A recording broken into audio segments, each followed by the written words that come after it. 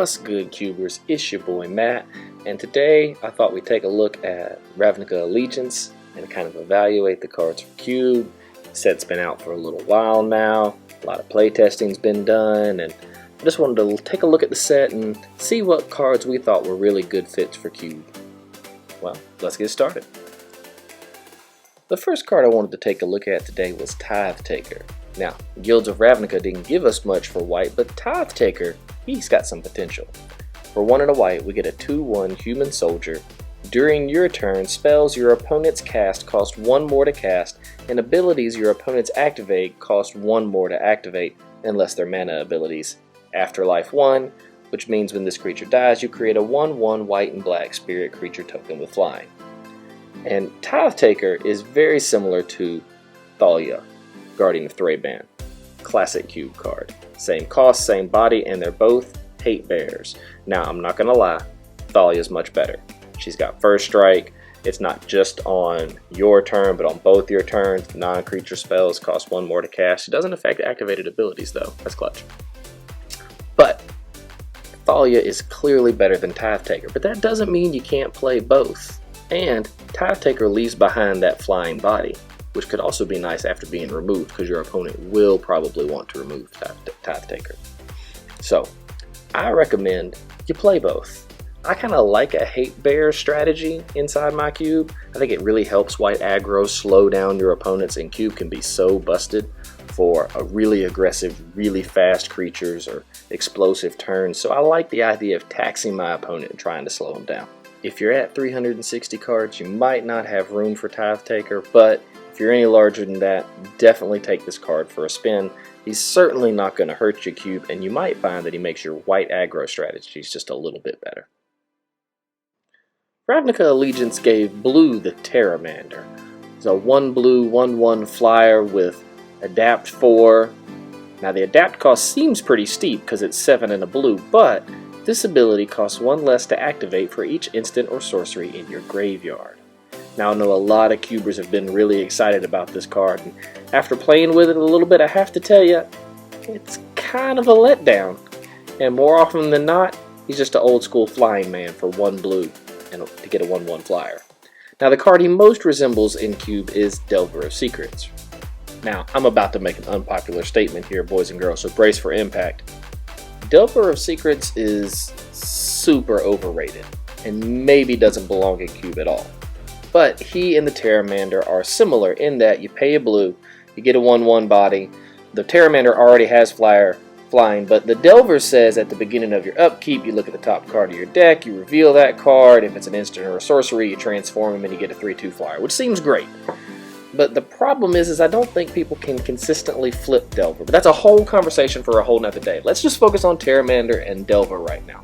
Alright, so same cost, same body. Terramander already has flying. Delver flips, Terramander adapts.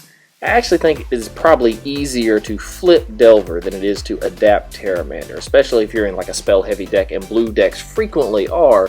I think you're way more likely to flip Delver early than you are to adapt Terramander early. So if you're in the market for another 1 mana 1/1 for blue, then Terramander's your boy.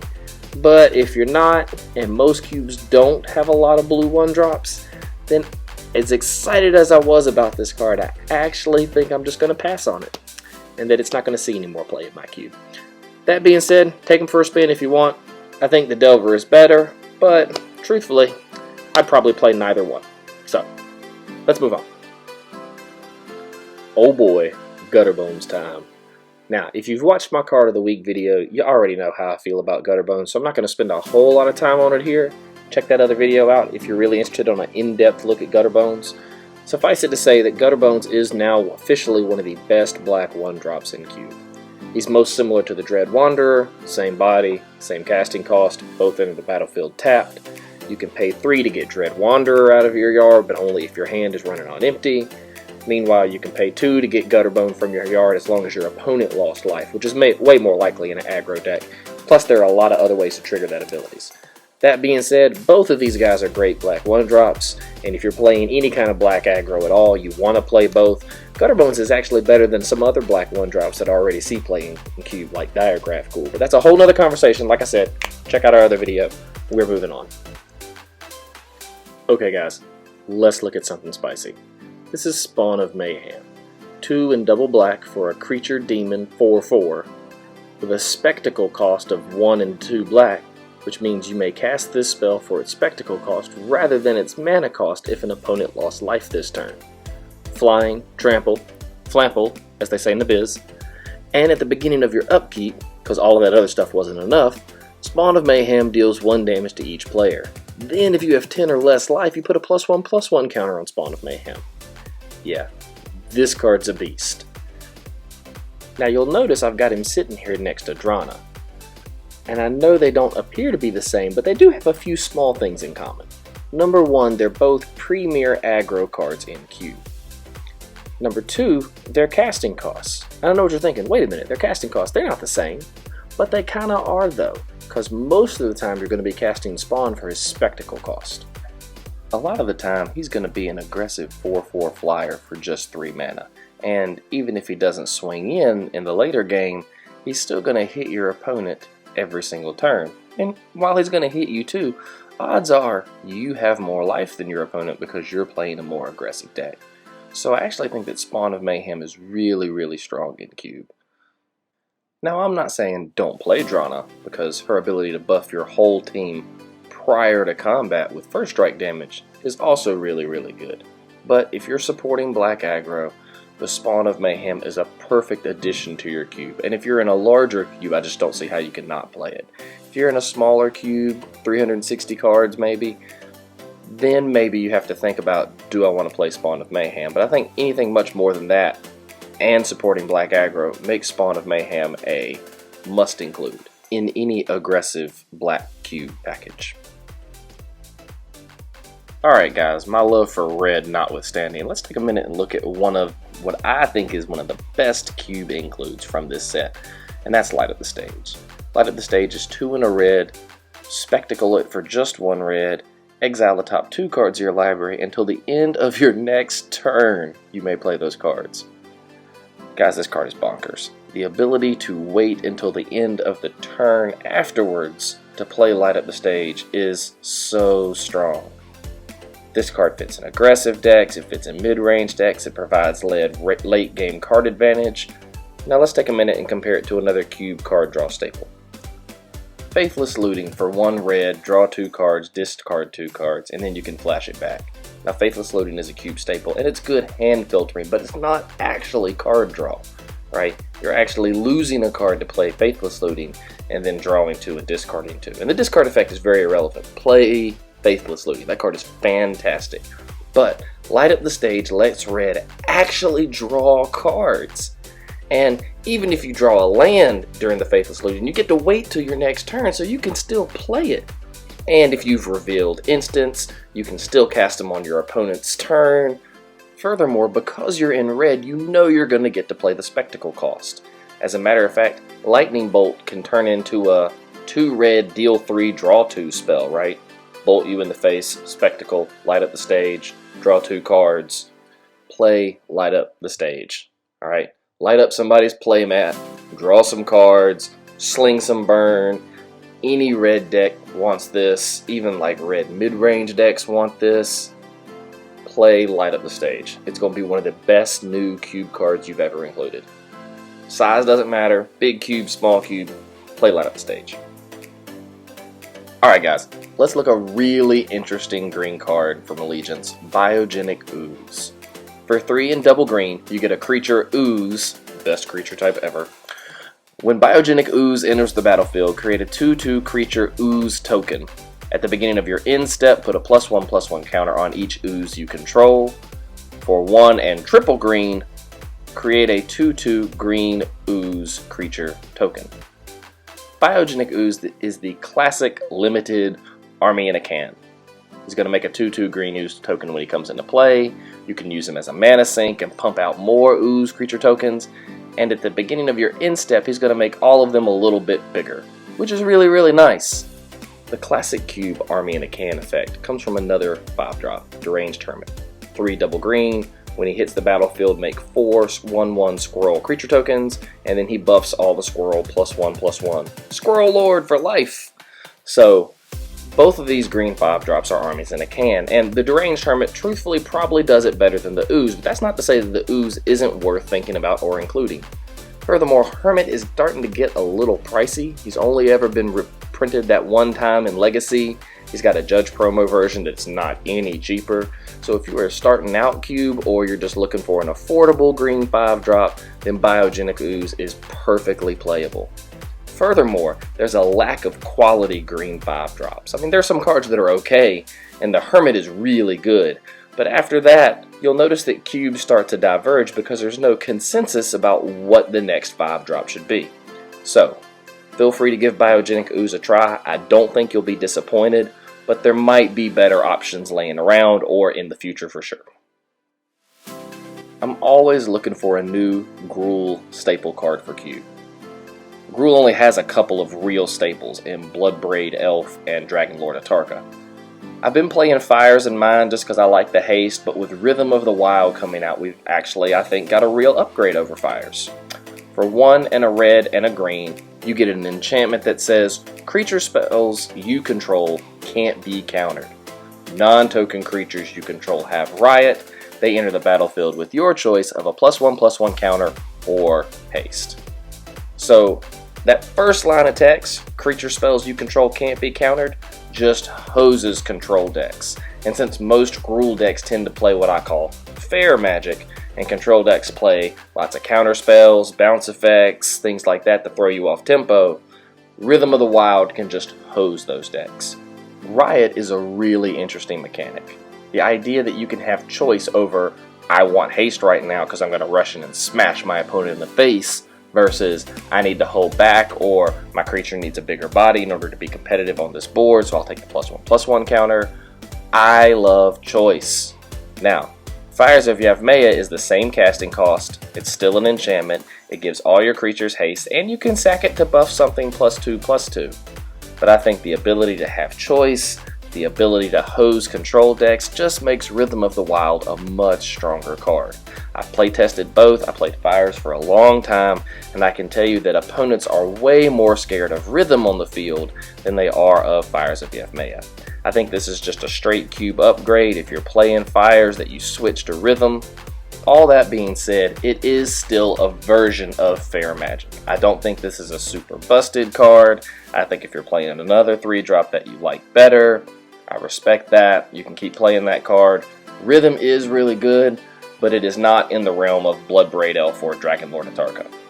Let's talk about a card that might be in the top 2 or 3 cards of its guild though. Okay guys, let's talk about Judith the Scourge Diva. Holy cow. 1, a black and a red for a legendary creature, human shaman. Other creatures you control get +1/+0, and whenever a non-token creature you control dies, Judith the Scourge Diva deals 1 damage to any target. This card is bonkers. It's bananas, guys. Judith changes all combat math for everyone. Now, I know your first response is going to be, but Matt, she doesn't count tokens. And I hear that, and it's a valid point, but I'm telling you, Judy is bananas. I've been playtesting this card. I'm always happy to see it. I hate it when my opponents play it because my brain can't handle the fact that all the creatures are buff and then they deal a damage when they die. It's just too much. Sometimes you'll just catch your opponent off guard, they'll make a bad block, and then you'll sling an extra point of damage across the battlefield and just blow something up that they didn't even realize could die.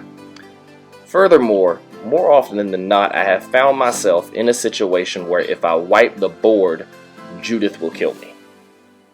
I've played games where my opponent has 2 or 3 creatures on board plus Judy, and I'm getting ready to cast that Wrath of God, but when I do, each of those triggers and Judy are all going to trigger off of her ability. And so when I wipe the board, my opponent is effectively pinging me for 4. And if you're at a low life total, it just hurts. Sometimes you'll be at 6 or 7, and then the board wipe will happen and you'll take a few more, and then you'll fall down into lightning bolt range and your opponent will just bolt you across the board for the win. Judy is amazing. I can call her Judy. I don't know if you know Judy that well, but she and I, we have a relationship. You know, she's bananas in Cube. Play this card. Now, that being said, the premier aggro Rakdos creature is Rakdos Cackler. Now, Rakdos Cackler is fine. You're going to pay him, you're going to unleash him, he's going to be a 2/2 body for 1 mana, and you know, if you're playing Rakdos, you're fine if you've only got a swamp or a mountain. And Cackler is fine, but that's just it. Cackler is fine. Judy is awesome. The diva does things. In fact, I actually think she's one of the 3 or 4 best Rakdos cards for Cube ever printed. You play Kolaghan's Command? Sure. You play Duretti? Sure. And then after that, I think things get a little suspect. And maybe Judy is the 3rd, 4th card that you need to play. You know, maybe you play one of the Rakdos removal spells too, but Judy is really good, guys. I promise you, play her. You won't be disappointed. This card is fantastic. The last card I want to look at is Hydroid Krasis. Now, the jellyfish snake is already taking over Standard, so let's take a minute and see if we think it can fit into Cube. So, Hydroid Krasis, X, a green and a blue for a creature, jellyfish, Hydra, beast. Why do the Simic have such great creature types? When you cast this spell, you gain half X life and draw half X cards, round down each time. Flying, trample, flample. Hydroid Krasis enters the battlefield with X +1/+1 counters on it. Hydroid Krasis crushes Standard. You play this card, you gain life, you draw cards, you get a body. Ideally, you want to try and cast Hydroid Krasis for 4, right? So you get a 4/4 flying body, draw 2, gain 2 life. Really, really good. If you manage to play it for Hydroid Krasis for 6, now you've got a real legit threat on the board, and your opponent has to deal with it or die. So, this card seems like it should be an auto-include for Cube. But it also does have some synergy problems. When you add a card to your Cube, you have to think about how it interacts with the thing your Cube already does. So, if you play Super Ramp, Hydroid Krasis fits there. It's a great target to ramp into. It only costs that blue, so even if it's not in your colors, you can splash that blue so that you can play the Krasis, so it's great there.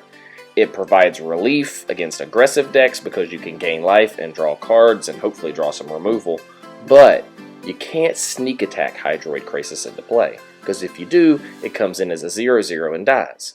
You can't recur it from the graveyard, so it's not going to fit in with Reanimator playstyles either. So I actually didn't compare it to the Simic Sky Swallower, because that card does all of those things, and this card is more of a sink. And so the sink in Simic that sees play is Nissa, Steward of the Elements. So Nissa has the same casting cost as Krasis. You can plus her to scry 2, and then you can do all of her effects afterwards. But one of the things I actually like about Nissa over the Krasis is that she still has value if you play her for 1 or 2. If you cast Nissa for 2, and then plus her to 2, she's at 4 loyalty, and she hopefully makes it to the next turn. But you can't cast Krasis for 2. So he really only works in a deck that's going to ramp into him and cast him for 4. So he's essentially a 6 casting cost spell. Whereas Nissa can even come down early if the board is empty and safe. You could play her for 1. Nissa for 1, scry 2, and now Nissa's at 3 loyalty. So Krasis is really good and it is really playable. It's also really expensive. That card is like 25 or 30 bucks now because the standard decks are just playing the crap out of it. So you're welcome to try it in Cube. I think it's fine. I think I prefer Nissa or the Sky Swallower over him for what you're trying to get him to do, but a very playable Cube card. That's going to do it for Ravnica Allegiance, guys. Appreciate you tuning in. Be sure to like and subscribe below. If you think I missed a card, feel free to let me know. Maybe we can look at it at a card of the week. If you think I'm wrong about something, my wife does all the time, please feel free to correct me in the comments below. And other than that, have a great day. Keep cubing, my friends.